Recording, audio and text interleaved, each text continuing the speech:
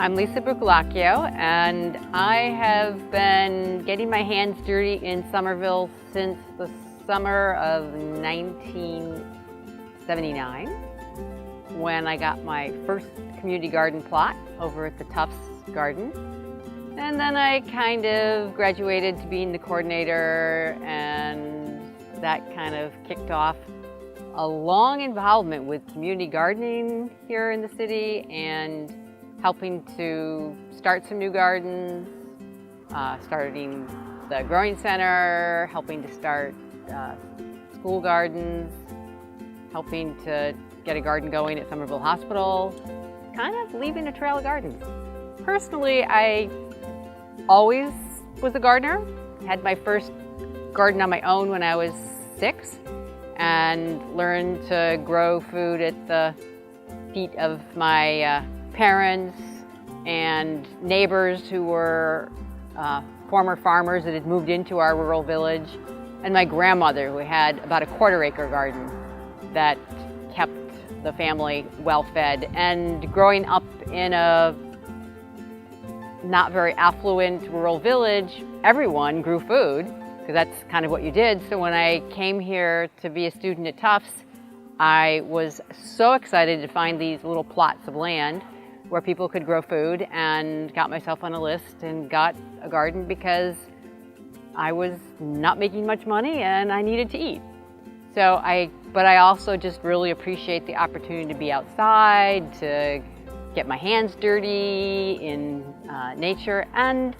the communal aspect of gardening in the city is something that was new to me, but that, since I was new to the city, was an amazing way to meet this vast array of really cool people who had done awesome things, and by working together, we did awesome things.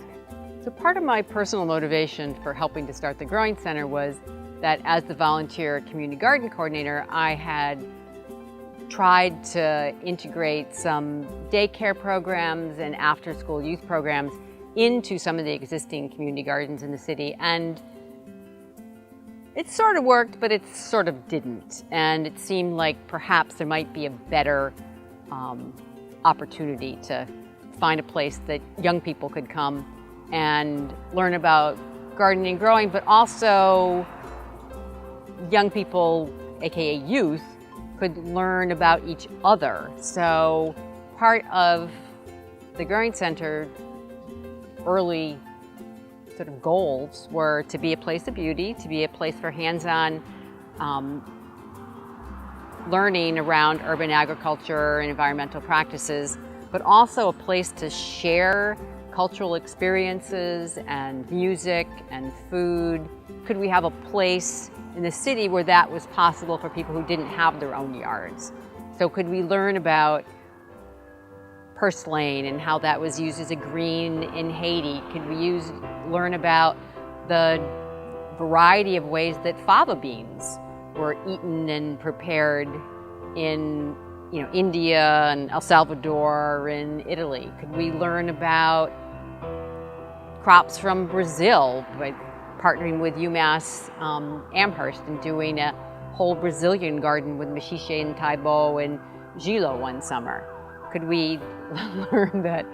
actually some of the herbs in one country may be used to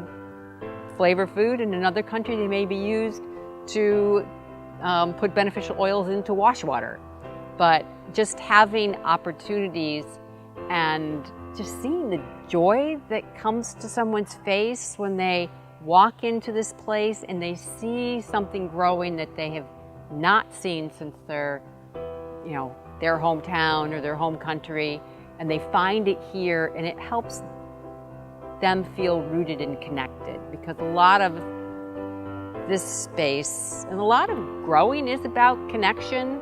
Again, connecting to our food source, connecting to the actual source, the soil that it comes from.